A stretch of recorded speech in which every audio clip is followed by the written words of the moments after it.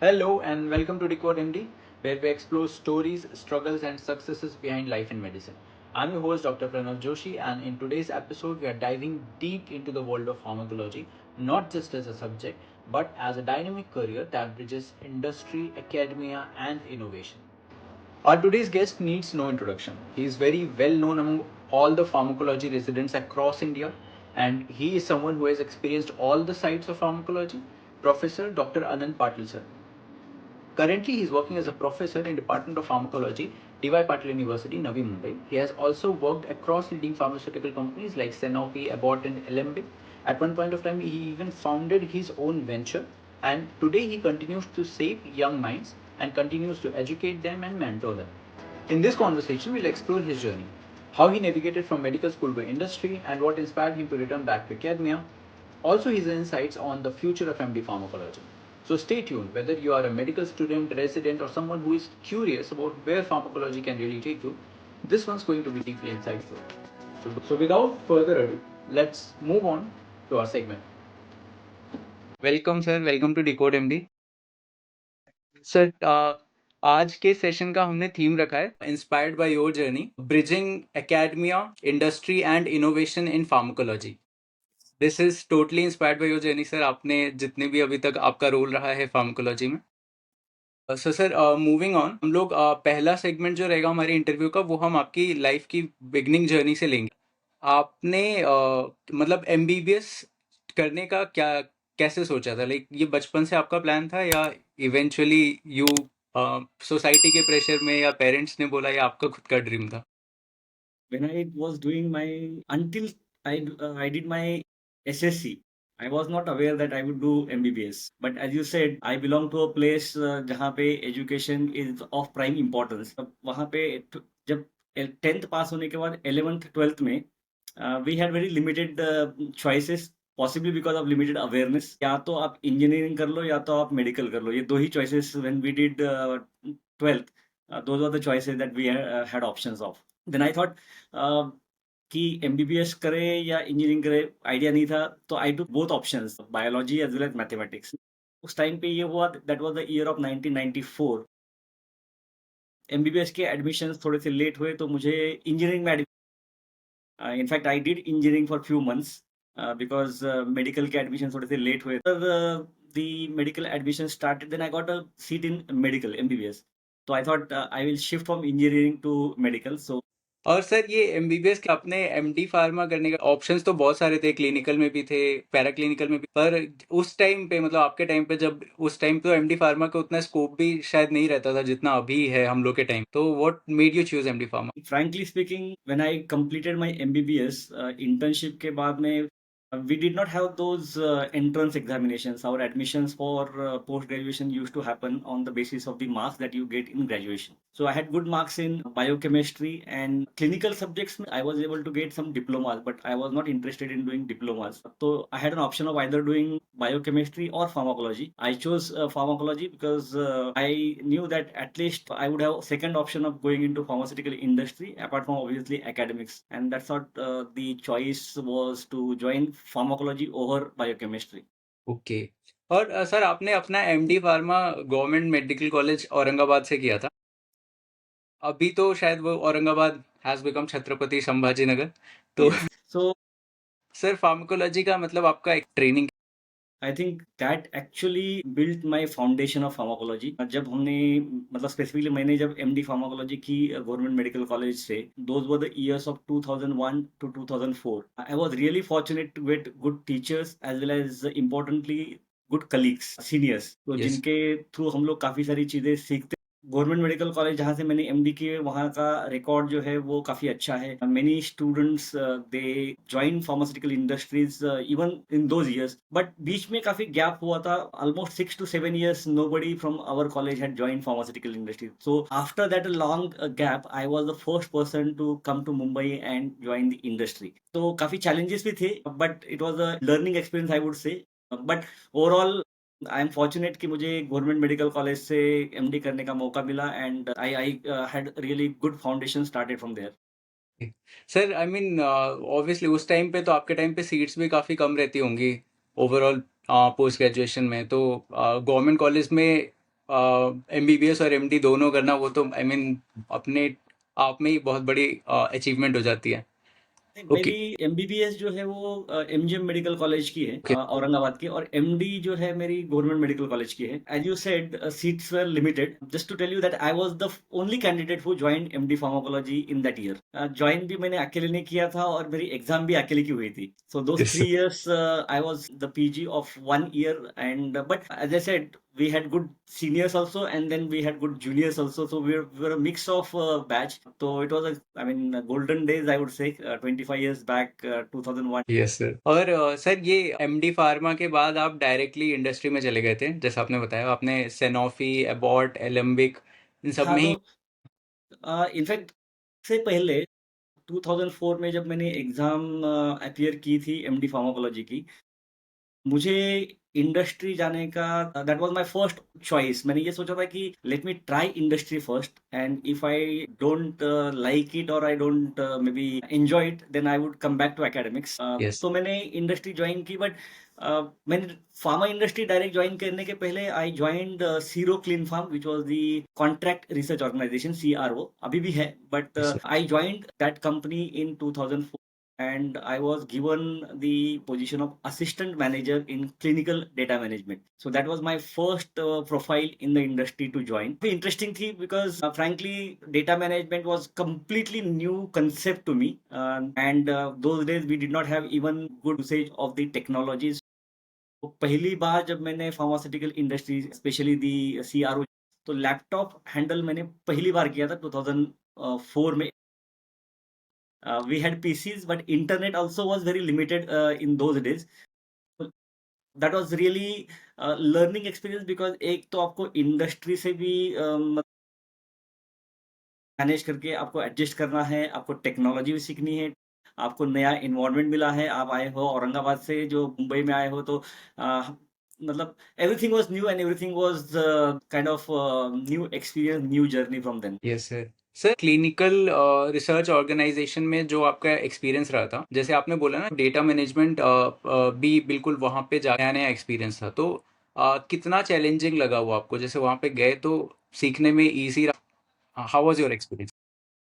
Frankly no, मुझे कभी कोई चीज challenging, because in every challenge I see opportunities. तो जब मैंने एमडी की, मुझे पता था कि मुझे सीखना है, and if you go with that approach, nothing is challenging, everything is, I mean, kind of very good experience, provided you should have that mind set of learning. मैंने जब सीरो क्लीन फॉर्म ज्वाइन किया था, laptop चलाना तो एक बात थी, बट जो टेक्नोलॉजीज है, फॉर एग्जांपल आपको कोई सॉफ्टवेयर है स्टैटिस्टिक्स के, कोई ओरेकल क्लिनिकल का सॉफ्टवेयर है, आपको काफी सारी स्टैटिस्टिक्स सीखनी पड़ेगी। Not only that, in fact I had to even learn to speak in English, because coming from the background where vernacular language was the media of communication, तो मुझे इंग्लिश भी सीखनी पड़ी। इनफैक्ट मुंबई में joining the English speaking classes in those days.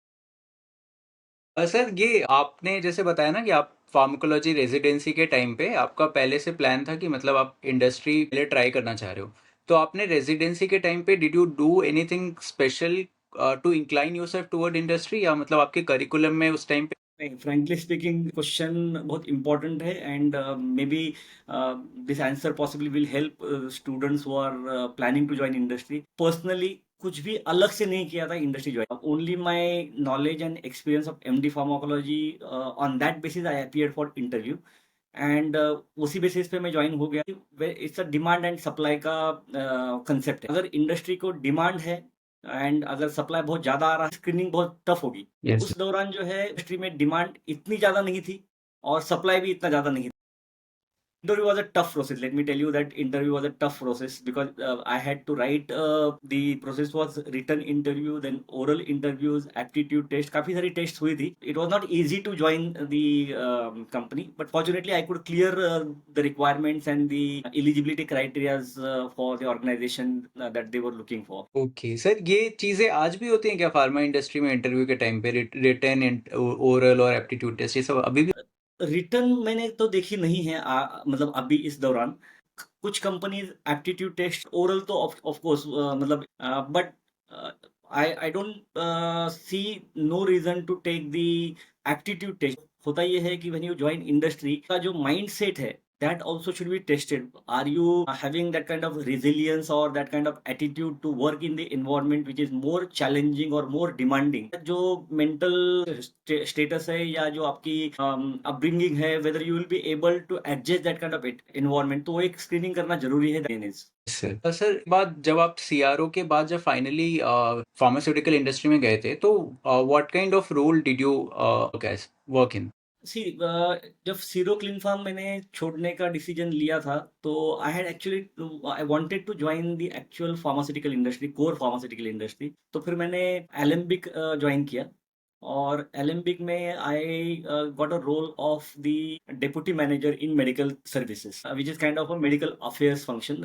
जो आज के मतलब प्रोफाइल ये था कि एलेम्बिक उस दौरान बड़ौदा में उनका हेड ऑफिस आज भी है, but then they wanted to shift the medical department from Baroda to Mumbai. That is where because I was in Mumbai, so I joined, and then we could successfully shift the department from Baroda to Mumbai, and office was in Andheri. Profile ये था जो आज भी mostly वही profile होता है medical affairs में कि मेनली मेडिकल रिप्रेजेंटेटिव को ट्रेनिंग करनी है, आपको नए प्रोडक्ट्स लॉन्च करने हैं, डॉक्टर के साथ इंटरेक्शन करनी है। सो दो typical kind of medical profile in those days, but more focus during those days in my particular profile was on training and on the new product launches. Sir medical advisor और medical affairs में Medical advisor and medical affairs is a function, Sure. and medical advisor is a designation. Now if you go with the only the designation medical advisor, it's kind of advisory role, so that role can also be there in the clinical research, that role can also be there in pharmacovigilance, but typically जो medical advisor नाम का role आया है, it's more now is related to medical affairs function. So medical advisor is the person who is basically the say bridge between the sales and marketing and the healthcare providers. So इनके दोनों के role है, that's the medical advisor's role. So it's a role of advisory to the pharmaceutical companies in terms of their existing products, as well as to advise them how can they increase their portfolio, how can they ethically market the product, scientifically market the product. So that's the role of the medical advisor. I am sure ये भी काफी लोगों को help करेगा sir, क्योंकि काफी pharmacology residents initially बहुत confuse रहते हैं इन सब में भी। अच्छा सर, मूविंग ऑन, ये एक्चुअली फिर से थोड़ा सा पीछे जाएंगे। जैसे आप आपके फार्माकोलॉजी ट्रेनिंग के टाइम पे what all skills you have learn जो आपको इंडस्ट्री, जैसा मैंने बताया डॉक्टर प्रणव की पहले कम 6-7 साल कोई फार्मास्यूटिकल इंडस्ट्री गया नहीं था, तो Yes, sir. In fact I also did not have an idea कि इंडस्ट्री में जाने के लिए स्किल सेट क्या चाहिए। बट जो भी मुझे समझ में आया इंडस्ट्री ज्वाइन करने के बाद समझ में आया, because those were only learning on the job. But अभी if I look at retrospectively, सबसे इम्पोर्टेंट चीज तो ऑफकोर्स कम्युनिकेशन है, both written communication as well as verbal communication. Knowledge तो सबके पास होती है, अगर आपने एमडी फार्माकोलॉजी की है तो नॉलेज है, and I don't think knowledge would be the driving force frankly speaking. मैं यूजुअली और it's I mean everybody knows three proper things that one should have when you want to join any organization, whether it's academics or whether it's the pharmaceutical industry, whichever organization, whichever profile you want to join. I always say ask yourself, do you have these 3 qualities? वो 3 quality ask ये word में, और मैंने इसको ask को ये मतलब attitude से पहले I focus on attitude. Obviously अगर पॉजिटिव एटीट्यूड होगा तो आप कोई भी चीज सीख सकते हैं। उसके बाद आस्क में आएगा तुम्हारा skills. Now you have to find out आप जिस भी प्रोफाइल में जाने वाले हो उस प्रोफाइल में स्किल सेट कौन सी रिक्वायर्ड है। उसके बाद आएगा नॉलेज, आस्क। अगर स्किल और नॉलेज ये आदमी कभी भी सीख सकता है, yes, बट आपकी जो एटीट्यूड है आपको सीखना पॉसिबल नहीं है। How to live with that attitude, तो इसलिए पहले एटीट्यूड बिल्ड करो और फिर आपको नॉलेज एंड स्किल्स डेवलप करनी है। अगर ये तीनों चीज आपके साथ में है तो I think you will not only survive, you can flourish in whichever role you join and whichever stream you join in. Nice sir. I mean ये आस्क का triangle, attitude, skill and knowledge, I will definitely apply this moving on, मतलब अपनी life after industry. कुछ time आपका experience entrepreneurship, what key lessons did you learn as an entrepreneur that you believe every pharmacologist should know? Yes, जैसा मैंने बताया कि pharmaceutical industry Alembic के बाद मैंने मल्टीनेशनल कंपनीज बोलते हैं, एबट इंडिया, सनोफी इंडिया में मैंने काम किया, एंड मेरा जो ओवरऑल प्रोफाइल था इन those days of working in the industry, जैसा मैंने क्लिनिकल डेटा मैनेजमेंट में काम काम किया हुआ है, मैंने मेडिकल अफेयर्स में काम किया हुआ है, फार्माकोविजिलेंस में काम किया हुआ है, इवन बिजनेस डेवलपमेंट में। तो ये सारी चीजें जो है वो wide experience that help me in the entrepreneurship. दूसरा सबसे एडवांटेज मुझे ये मिला कि because I had worked in the pharmaceutical industry in different domains, तो हर डोमेन के कॉन्टैक्ट्स है। Those contacts really help you when you are into entrepreneurship, because ultimately it's a kind of service industry. Because of this service industry you need to maybe influence or develop contacts and then get the business from those people. So एक तो आपको knowledge चाहिए, communicate, वही फिर वही तीन चीजें आती है, नॉलेज चाहिए, स्किल्स चाहिए, बट दो चीजें इंपॉर्टेंट होती है। मैं फिर से इसको दोहराना चाहूंगा कि दोनों चीजें क्यू से स्टार्ट होती है। एक तो आपकी क्वालिटी जरूरी है, when you are in the service industry, when you are entrepreneur, आपकी क्वालिटी बहुत इंपॉर्टेंट है। और दूसरा क्यू है आपकी quickness, because industry is demanding. अगर आपने भी प्रोजेक्ट में डिले कर दिया, there are a number of competitors that you would have and you might lose the opportunities. तो आपको दोनों चीजें बैलेंस करनी है। तो आपने सुना होगा कि बंदे जो है जो सक्सेसफुल होते हैं, they are organized and they are quick. You cannot be just quick, you have to be organized also. तो अगर कुछ लोग होते हैं बहुत ऑर्गेनाइज होते हैं, लेकिन कुछ लोग होते हैं बहुत फास्ट होते हैं लेकिन ऑर्गेनाइज नहीं होते। तो आपको ऑर्गेनाइज भी होना है और क्विक होना है अगर सक्सेसफुल होना है इंडस्ट्री में, और स्पेशली एंटरप्रेन्योरशिप में। And you have to live with the updating trends in the industry. अगर इंडस्ट्री कुछ एक ट्रैक पे जा रही है और आपका जो प्रोफाइल है आपने अपडेट नहीं किया हुआ है, for example today if you are not well versed with the artificial intelligence, if you are not well versed with the technologies, बस नॉलेज के बेसिस पे आपको। Yes sir. Sir I mean थोड़ा डिफरेंट ट्रैक का, as an MD pharmacology आप आज अपना कुछ नया एंटरप्रेन्योरशिप वो क्या किस टाइप करेगा? ये मेरा पर्सनल क्वेश्चन है या this is for anybody who wants to start? For anybody who wants to get into entrepreneurship after MD pharmacology. See basically देखिए, एंटरप्रेन्योरशिप में ना आपको मार्केट आपको स्टडी करना होगा। Yes sir. कि अब दो तरीके के एंटरप्रेन्योर होते हैं। एक होते हैं जो मार्केट को स्टडी करके एंटरप्रेन्योरशिप करते हैं, और दूसरे एंटरप्रेन्योर्स होते हैं जो मार्केट बिल्ड करते हैं। फॉर एग्जाम्पल एप्पल मोबाइल तो काफी सारे थे, यस लेकिन सर। एप्पल ये कंसेप्ट लेके आई कि एप्पल जो है लोगों को पता ही नहीं था, तो उन्होंने, अब कुछ लोग हैं जो ऑलरेडी मार्केट है उस मार्केट का शेयर लेना चाहते हैं, कुछ लोग नया मार्केट बनाना चाहते हैं। Yes sir. अब इसमें आपको ये देखना है कि आपका स्किल सेट जो है इन दोनों डोमेन में से कहाँ आपका स्किल सेट सूट करता है।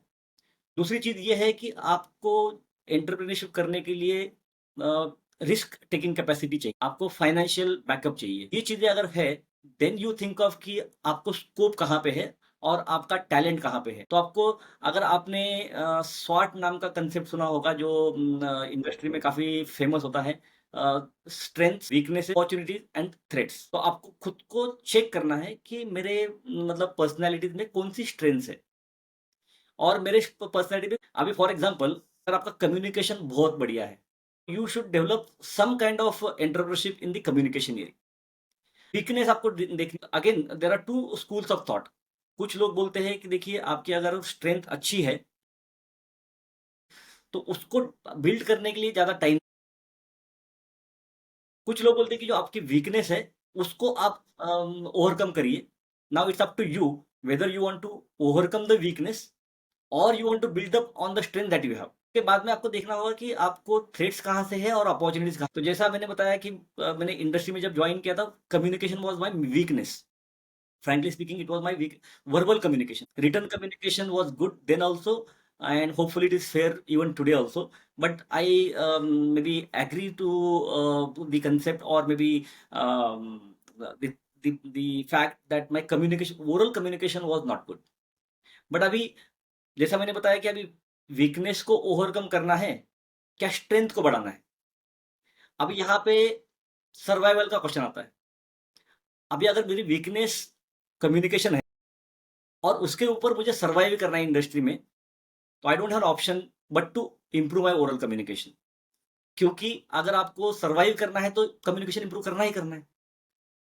And I have no regret, और maybe I am even more emphatic in saying कि आपको जो वीकनेस है वो छुपाना नहीं चाहिए, because there might be some people who will help you out कि आपकी जो वीकनेस है उसको ओवरकम कैसा करें। क्योंकि अगर आप छुपा के चलो तो वीकनेस फॉर एवर रहेगी and you will not be able to overcome that weakness.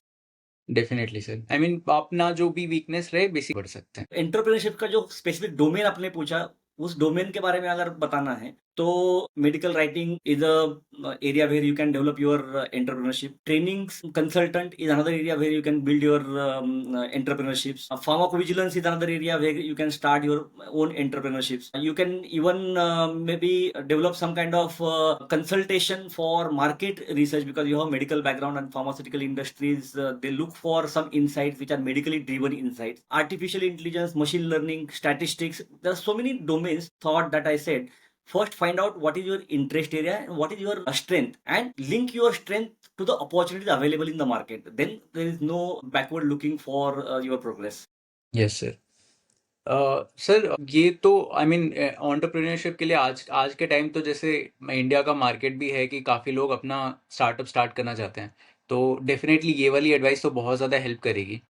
MD pharma काफ़ी लोग अभी ज्वाइन भी इसीलिए कर रहे हैं कि they want to start their own business after the degree. तो सर मूविंग ऑन, ट्रांजिशन था इंडस्ट्री से एकेडमी में, तो in your opinion how is the transition, मतलब वो स्मूथ होता है या थोड़े चैलेंजेस? फ्रैंकली स्पीकिंग, आपको इंडस्ट्री से academics transition is not that difficult. अगर आपको वाइस वर्सा करना है, एकेडमिक्स से industry transition could be difficult, because industry is little more demanding. क्या होता है ना, there are pressures of time, there are pressures of maybe traveling. Have worked in the academics, which is kind of 9 to 5 job. But again, it's not only 9 to 5 today. Academicians also work after the office hours. But travelling काफी कम होती है, demands काफी कम होती है compare to industry. तो आपका अगर transition का रोल एकेडमिक्स से इंडस्ट्री जाना है तो थोड़ा सा डिफिकल्ट होगा. मेरी केस में इंडस्ट्री से एकेडमिक्स में आना was not that difficult, because what academics needs is that you should have a good communication skills to teach to students. You should go to the level of the students. And जब हम pharmaceutical industry में होते हैं तो we had an experience of teaching the medical representatives.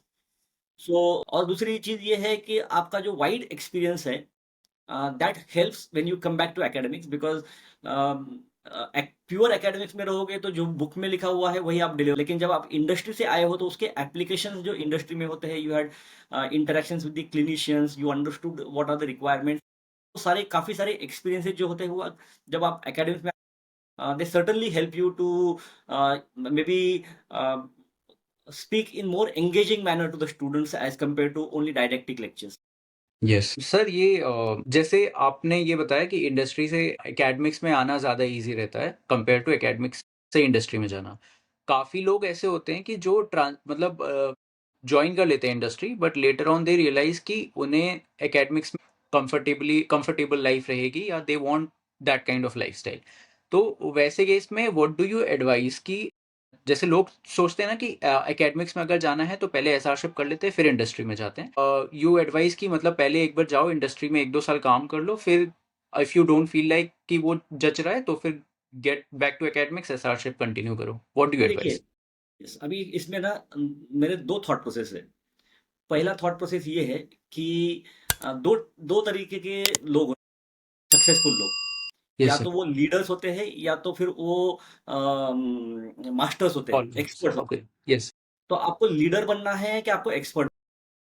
अगर leader बनना है, हर चीज का थोड़ा थोड़ा नॉलेज. अगर एक्सपर्ट होना है तो आपको एक एरिया का, अभी इंडस्ट्री से एकेडमिक्स में अगर जाना है या वाइस वर्सा करना है तो ये देखना होगा. अभी एनएमसी ने एक बहुत बढ़िया इनिशिएटिव लिया है, फार्मास्यूटिकल इंडस्ट्री ट्रेनिंग. तो इंटर्नशिप के लिए जो एमडी फार्माकोलॉजी के स्टूडेंट्स है, दे गो टू फार्मास्यूटिकल इंडस्ट्री. उससे एडवांटेज ये मिलता है कि at least you know whether this pharmaceutical industry is cup of my T और नॉट. यस सही। तो अगर आप वहां जाके उनका वर्किंग प्रोफाइल स्टडी करोगे, आप उसको कंट्रीब्यूट करोगे 2 महीना, तो आपको समझ में आएगा कि हाँ भाई, मैं इसको सर्वाइव कर सकता हूँ. This is what I wanted to do.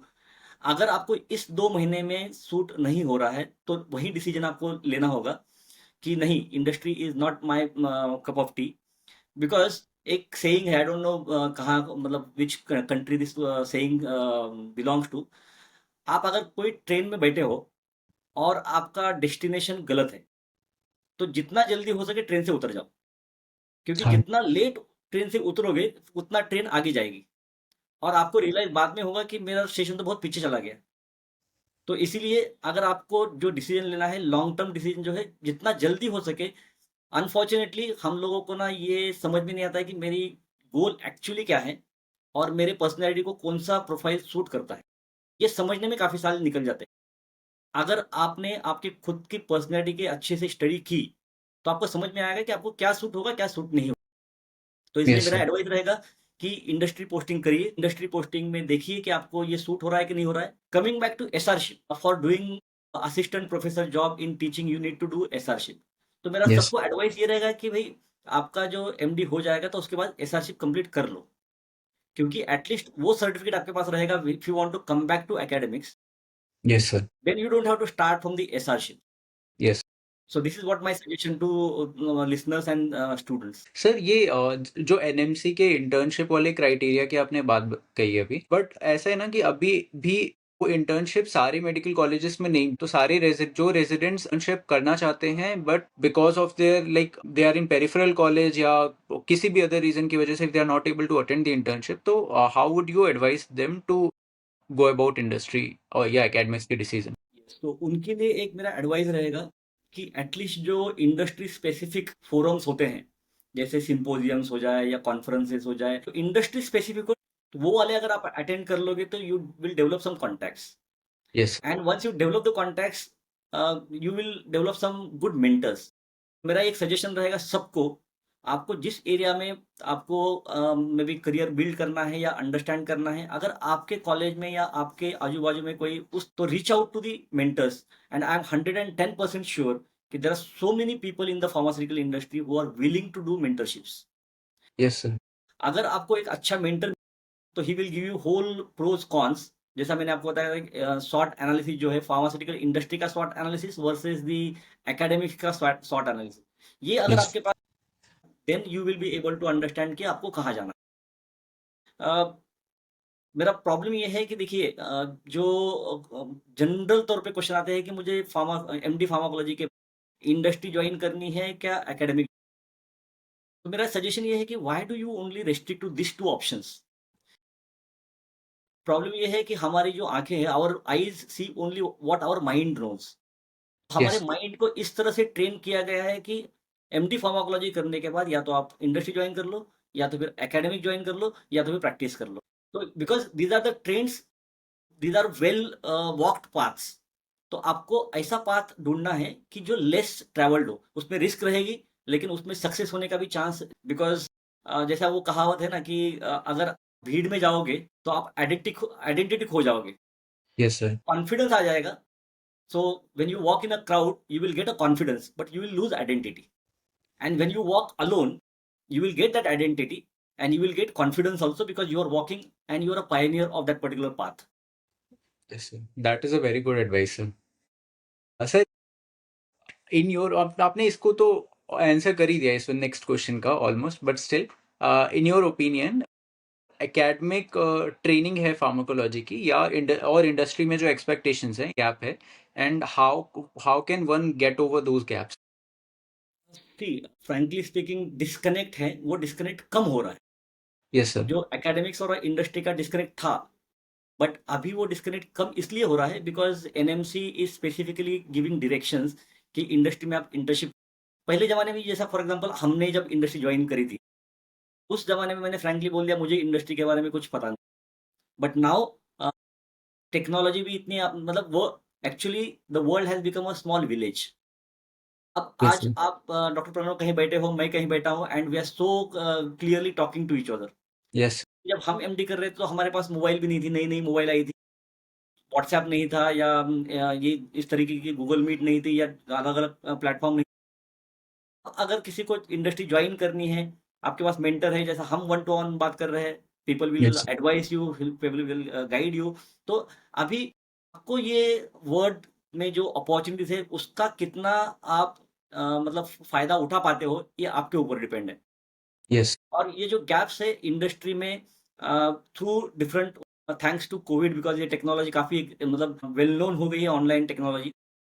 तो आप सारे कोर्सेज़, आपको जो भी स्किल्स डेवलप करनी है, you can reach out to people through medias. So that's why now I think we are in much better place compared to 2 to 3 decades before, when MD pharmacology student wanted to join industry. Definitely, sir. I mean, even मेरे भी MD start, I joined MD Pharmacology in October 2023. से अभी technology जितना ज़्यादा change हुई है in the AI sector, तो बहुत ज़्यादा माइंड ब्लोइंग। माइंड बॉगलिंग है। बट उसके एडवांटेजेस भी है, उसके डिसएडवांटेजेस भी है. Exactly. You have to rationally and ethically use the technology. Technology should not become a master. Technology should be used as a servant. Yes sir, definitely sir. अच्छा sir, moving on, आपके according who should join MD pharmacology as a specialization, और MD pharmacology join करने के लिए किस type के mindset देखिए, अभी आपको लॉन्ग टर्म गोल आपका जो है वो आपको क्लियर कट होना चाहिए. आपका लॉन्ग टर्म गोल क्या है? किसी ने मुझे यही क्वेश्चन पूछा था, मेरे सीनियर को भी कहीं शायद ऐसे क्वेश्चन आए होंगे, आपको भी शायद क्वेश्चन आए होंगे कि आपने एमडी फार्माकोलॉजी. तो अभी देखिए, एक फिलोसॉफिकल आंसर है जो आपको, मुझे बहुत अच्छा लगता है, आपको शायद अच्छा लगे या ना लगे. आप अगर क्लिनिक में बैठे हो और आप क्लिनिशियन हो, तो एक टाइम पे एक patient treat.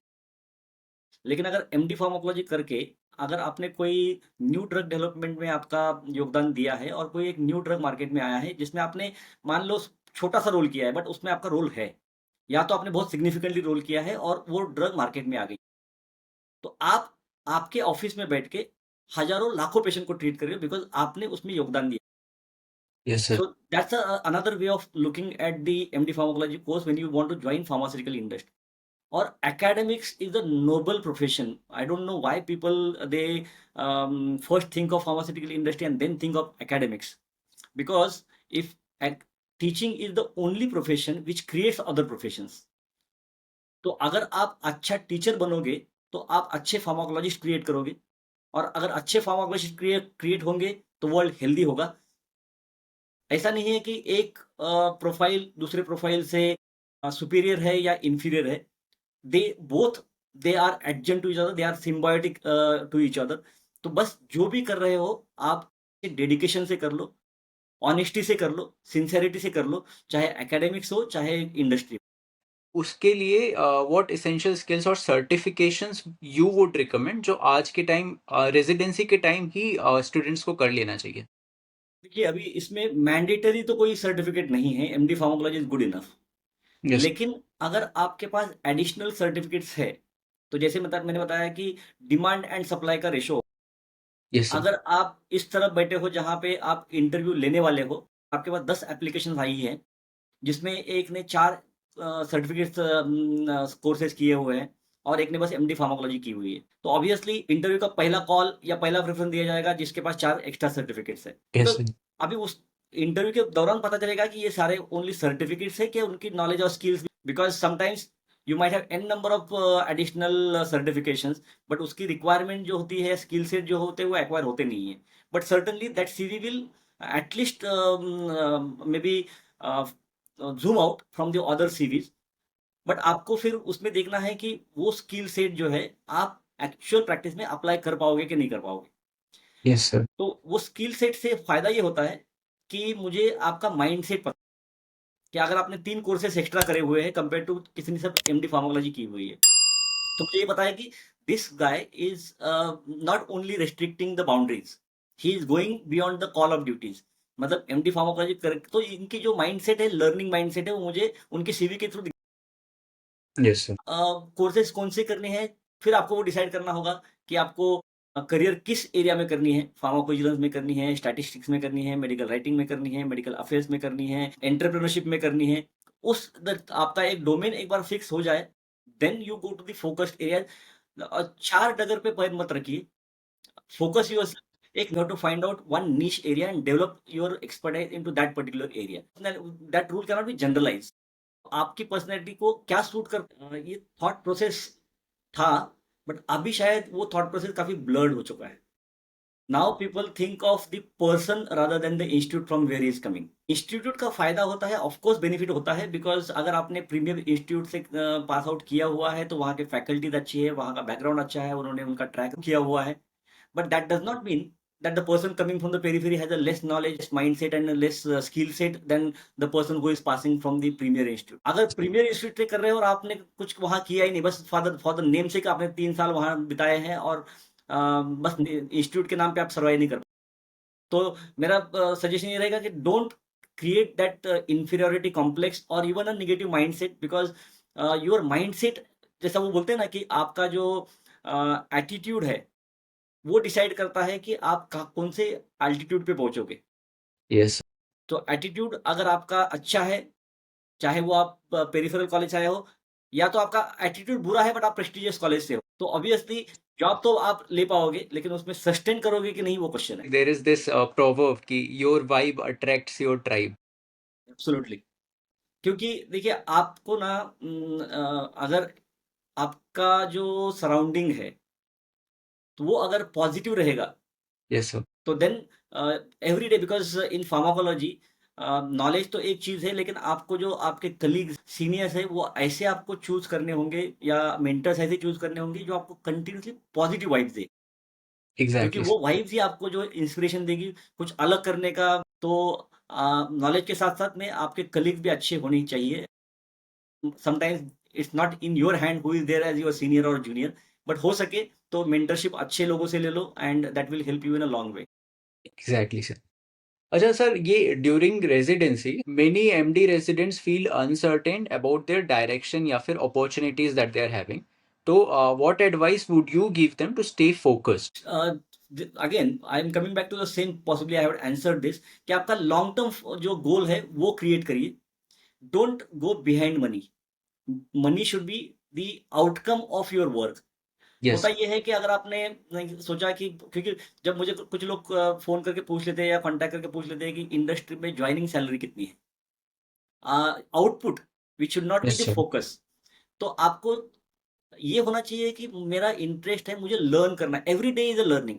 Even if you are president और vice president of pharmaceutical company, you should have attitude कि मुझे आज मैं नया क्या यस। आपके जो 3 साल है, I am telling you there can not be a better period to learn something new every day. आपको ये यस। देखना, in fact even today I carry one diary and उसमें लिखता हूँ कि आज मैंने क्या किया और क्या चीज मुझे करनी थी लेकिन हो नहीं पाई। तो अगर आप वो चीज अगर फोकस करते हो कि मुझे नया चीज क्या कर, तो अगर आपने आपका आउटपुट अच्छा दिया तो पैसा तो आना। Definitely sir. So don't focus on the money, focus on the skill set and the knowledge, every day learn something new. And sir, आपको इतना टाइम हो गया है फार्माकोलॉजी फील्ड में काम करते हुए, you have literally seen pharmacology evolve over time, तो how do you see future of MD pharmacology in India over the next few decades? I think these are the golden days, believe me, because India, in terms of the number of people, population, in terms of the English speaking population, in terms of the opportunities, you take any parameter, and India is much ahead compared to most of the countries. So yes we sir. are at a right place at a right time. Only thing is we have to utilize this opportunity to the best, because we are a growing economy and western countries hai, even for clinical research for example, we have very favorable kind of conditions. तो अगर pharmacology आप इस दौरान कर रहे हो compare to the olden days, आप काफी राइट प्लेस पे हो। बस इसका अपॉर्चुनिटी आपको अच्छे से हासिल करने को आना चाहिए। आपके पास जो स्किल सेट है, इस कंडीशन को फेवरेबल स्किल सेट आपको डेवलप करनी है, एंड अगेन पॉजिटिव माइंडसेट रहेगा। I think pharmacology was having good days, is having good days, and certainly it will have much better days in coming years.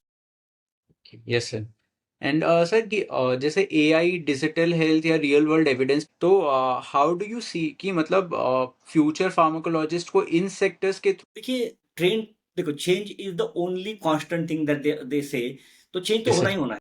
Over yes last sir. 2-3 decades, we have seen the change, and AI को we have to accept that AI is going to be part and parcel of your daily activities, and pharmaceutical industry will, and he is already using AI. So AI is nothing but usage of the data and predicting something from the available data. And fortunately, we have so much of data. Now you have to develop the skills of how to analyze this data. Yes So sir. if you are good in statistics and if you are good in maybe machine learning, these are the two areas that one should develop. And इसकी skill set अगर आएगी आपको, नहीं आएगी तो आपको learn करनी ही होगी। Machine learning AI analysis, big data, data analytics, ये सारी चीज़ें आपको because industry is moving in that direction, whether you like it और डोंट लाइक इट, आपको इसको हार्नेस करना होगा। बाकी बाकी चीज़ें तो those will be now your baseline benchmark. आपने एमडी फार्माकोलॉजी करी, आपका नॉलेज अच्छा है, कांसेप्ट वाइज़ योर ये सारी चीज़ें आपको तो नहीं तो क्या होगा, जैसा कंपनीज़ लाइक मोटोरोला, मोबाइल आया, मोबाइल चला गया। Definitely sir. अच्छा सर, जैसे जो एमडी फार्माकोलॉजी का करिकुलम है, if you had the opportunity तो आप उसमें क्या नया इंट्रोड्यूस करना चाहेंगे या क्या नया चेंज करना चाहेंगे उसमें? फार्माकोलॉजी के रेसिडेंसी में ना अभी भी मुझे लगता है कि we are more focused even today on knowledge. Yes sir. Skills जो है वो स्किल्स अगर आप उसमें, although there are certifiable skills, there are lot of given good curriculum by the NMC, but everything has a scope to improve. Yes. तो one size does not fit all. तो अगर doctor Pranav किस चीज में अच्छा है, that doesn't mean that doctor Anand also will be good in that particular domain. तो yes मुझे सर। लगता है कि गोइंग फॉरवर्ड इंडिविजुअलाइज अप्रोच होना, individualise approach in the sense कि पहले 1 साल में आप पता कर लो भाई कि 1 साल तो मैंडेटरी है, आपने बेसिक। सेकंड ईयर में आपको डिसाइड करना है कि आपको कहाँ जाना है, और second yes. Year and third year में आपको ये 2 साल जो है फोकस ट्रेनिंग होनी चाहिए उस एरिया की। ऐसा नहीं यस। होना चाहिए कि आप सारे एरियाज़ के मास्टर हो और तीसरे साल के बाद जब पास हो रहे हो तो आपको खुद को नहीं पता चल रहा है कि मुझे medical affairs, clinical research join करना है कि इंडस्ट्री। तो मुझे लगता है कि पर्सनल जब तुम एमडी फार्माकोलॉजी जॉइन कर लिए, उसी में आपको सेग्रीगेशन आना चाहिए एक बार फर्स्ट ईयर में, और फर्स्ट ईयर के बाद आप हमें बता दीजिए फैकल्टीज़ को या डिपार्टमेंट को, मेरा इंटरेस्ट इस एरिया में है और मुझे उस एरिया में एक्सपर्टाइज़ करनी है। 2 years is good enough time to develop expertise in any domain, provided you should have the culture of learning and teaching, and you should have good maybe faculties and professor who can be able to guide in that particular direction. Yes sir, ये तो काफ़ी helpful रहेगा sir. In fact कि मतलब अगर वैसा हो पाए कि इंडिविजुअलाइज ट्रेनिंग मिले तो डेफिनेटली उससे काफ़ी लोगों नहीं, को हेल्प अभी मिलेगी। अभी भी देखिए, आपका आज का जो curriculum is also fantastic curriculum. Just that definitely you sir. Have to find out कि आपका इंटरेस्ट एरिया क्या है, and find out the mentors in that particular domain, and उनके कांटेक्ट में रहो। आपका एमडी फार्माकोलॉजी चल रहा है, बट आपको उस एरिया का एक मेंटर मिल गया, you be in touch with that mentor and get your skills develop through him.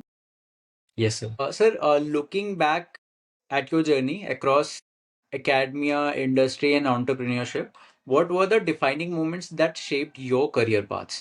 Defining moments, I think wide exposure was the first defining area. Had I not worked in different domains, तो वो हो जाता था कि एक मेरी tubular vision, Yes. बाकी चीज़ों में क्या चल रहा है पता नहीं चलता। But because I have worked in this domains including entrepreneurship, academics as well as industry, तो now I know what are the pros and cons of each of them, and I can guide students effectively. अगर आपको इस interest area में interest है तो उसकी strength ये रहेगी, अपॉर्चुनिटी ये रहेगी, वीकनेस ये रहेगी, थ्रेट ये रहेगा। तो मुझे डिफाइनिंग मोमेंट्स, एक तो वो थी कि मेरी खुद की वाइड एक्सपोज़र थी।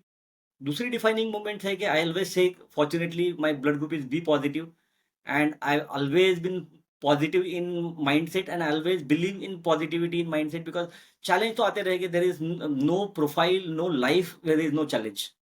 चैलेंज से डीमोटिवेट नहीं होना है, चैलेंज से आपको इंस्पायर होना है, and we have to find out an opportunity in that challenge. अगर ये चीज लेके चलोगे, I think these are the defining moments for anyone. Yes, sir. Very well said, sir. Sir, finally, what is that one message that you would like to give young doctors or pharmacology residents अभी के time में कि they should apply in their learning journey? I think मैं कहूँगा कि देखिए, आपको जिस प्रोफाइल में काम करना है, लाइफ लॉन्ग के लिए एक एडवाइस मेरा रहेगा, be honest to yourself, be honest to your parents, and be honest to the patients. Yes, sir. Honesty के बाद में आपकी इंटीग्रिटी एंड कंसिस्टेंसी, जो भी चीज़ कर रहे हो कंसिस्टेंटली, क्योंकि एक बार कर दिया और छोड़ दिया तो आप मतलब उठ के नहीं आओगे। लेकिन अगर आप कोई भी चीज़ ऑनेस्टली कर रहे हो और कंसिस्टेंटली कर रहे हो, देन हो सकता है कि आपको इनिशियल फेल्योर आ जाएँगे, क्योंकि जब तक आपको एक्सपीरियंस नहीं मिलेगा, जैसे सेइंग होती है ना कि आपको सक्सेस एक दिन में नहीं मिलना है, आपको सक्सेस मिलने के लिए काफ़ी टाइम जाएगा। अभी अगर कोई लोहे के ऊपर छलनी मार रहा है और लोहा टूट गया, तो जो टूटा है वो टूट गया, लेकिन उसके पीछे कितने आपके एफर्ट थे वो टूटने के पहले। तो Yes, sir. आपको ये देखना है कि लोहा आज नहीं टूटेगा, कल नहीं टूटेगा, लेकिन आपको उसको हैमर करते रहना है। तो Yes, sir. Consistency is the key, but do it with honesty. Don't keep any hidden interest, because hidden interest अगर आप रखोगे तो कल दुनिया पकड़ लेगी कि इसको ये करना था, इसलिए इसने ये किया है। अगर आप ऑनेस्ट हो और कंसिस्टेंट हो तो दुनिया आपको मतलब will look at you in a different perspective compare to other people. और लास्टली मैं ये बोलूंगा कि आपको एफर्ट्स, हो सकता है कि आप बहुत सारी चीजों में तो एक छोटी सी कविता है, अगर आपने भी सुनी हो, तो वो कहते हैं कि डर कर नौका पार नहीं होती, कोशिश करने वालों की कभी ये हार भी नहीं कभी होती। हार नहीं। नन्ही चींटी जब दाना लेकर चढ़ती है दीवारों पर, 100 बार जिसका फिसलती, उपार चलती। Yes sir. लेकिन उसकी मेहनत कभी बेकार नहीं जाती। Yes sir. जो कोशिश करते हैं, यस सर, एक और ऐसी ही कविता, रसरी आवत जाते तिल पर पड़त निशान, ऐसे ऐसे ही समथिंग है। इट बेसिकली सेज कि वो कुआं रहता है, कुएं में जो रस्सी रहती है पानी निकालने के लिए, वो बार बार आती जाती रहती है, तो उसमें निशान पड़ता absolutely, है। absolutely, consistency. completely agree. And we have gone through that process. These are all words of experience that I'm talking about. Yes sir. Sir अब लास्ट में, बिल्कुल लास्ट सेगमेंट में, will have one rapid fire round. तो sir, if not pharmacology, which speciality would you have gone for? Medicine. Medicine. One myth about MD pharmacology that you wish to break once and for all. It's only knowledge-driven subject. Yes, sir. And sir, one underrated skill every pharmacologist should learn.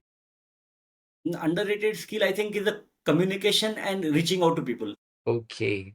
And sir, ये last वाला, complete this segment. MD pharmacology is not a backup branch. It's a. It's a way of living, because I have developed some kind of mnemonics which are called as the pharmacologics. Yes, So sir. every concept in a pharmacology teaches you something. For Yes, sir. example, it's like a drug. When the drug comes in the market, it has a half-life, it has expiry date, it has absorption, it has a distribution. So take an example of human being. Human being जब born होती है, तो उसका absorption होगा, community has to absorb him. Yes, sir. Distribute होगा, he will go into different places. Metabolism होगा, he will transform from one maybe place to other.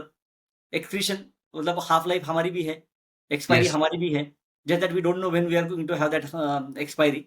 सो हर चीज फार्माकोलॉजी में लाइफ का लेसन है। तो if you, specially general pharmacology, pharmacokinetic और pharmacodynamic का कोई भी कंसेप्ट आप फाइंड आउट कर लो, उसको आपसे एक सीखने की एक तो कुछ ना कुछ लाइफ। डेफिनेटली सर, ये तो बहुत ही सही बात बोली सर आपने। ये it has been an absolute pleasure to host you. I mean, तो सर इंडिया में फार्माकोलॉजी में, जैसे हम लोग अभी वहाँ पे आईएसआरपीटी कॉन में थे, पहले वहाँ पे जब हम लोग बैठे थे गाला डिनर में, हम कुछ रेजिडेंट्स बैठे थे, तो we were talking about it कि एक तो मैंने आपको बताया ही था वहीं पे कि व्हाट वी वर टॉकिंग, कि एक तो नेचुरल कोर्स ऑफ जर्नी है, और एक जर्नी है कि we become what you have become in pharmacology. No, no. I have not still become anybody, but I'm very fortunate to be surrounded by good students, and I learn a lot of things from the students, and I just pass on those learning from the one batch to the other batch. फिर भी sir, I mean, you are a big name, at least among all of us, we look at you like a मसीहा in pharmacology, to be honest. Thank you वहाँ so much. पे वहाँ पे we were saying this only कि मतलब आप pharmacology के अमिताभ बच्चन हो। Please, thank you so much for your all admirations, but I am nowhere compared to Amitabh Bachchan, I don't want to compare with anybody. I want to maybe compare with myself yesterday versus today. Definitely sir, वो तो रहता ही है, इन सबको खुद से ही कंपेरिज करना चाहिए खुद का। Thank you so much sir for this session. It was an absolute pleasure to host you. Thank you. Thank you, Dr. Pranav. I must congratulate you for taking this initiative, because such initiatives, as I rightly said, opportunities है, and ये learning अगर technology नहीं होती तो शायद हम दोनों दोनों मिले थे कटक में वहीं रह जाती। Through this yes, episode, through this recording, this is going to reach to a lot of people. Hopefully, at least some people, some students will take it positively, and our episode will be successful. Even one person gets inspired from today's session, and he tomorrow says that yes, Pranav ka और आनंद sir का मैंने session सुना था, and that was my turning point, or maybe some kind of inspirational moment we achieved through this session. Definitely sir, एक ने भी inspiration लिया तो this will be an achievement. Absolutely. Thank you so much sir. Thank you, Dr. Pranav, and have a good day. Thank you. Same to you sir. Thank you. That was a truly enlightening session with our Professor Dr. Anant Patil sir. We talked about how pharmacology is not just a preclinical branch, it's a field that connects research, innovation, and patient safety in ways that continues to evolve every year. So, if you found value in this session, don't forget to like, share, and subscribe. Also, follow us on Instagram and YouTube for more conversations that decode the medical journey one story at a time. This is Dr. Pranav Joshi signing off.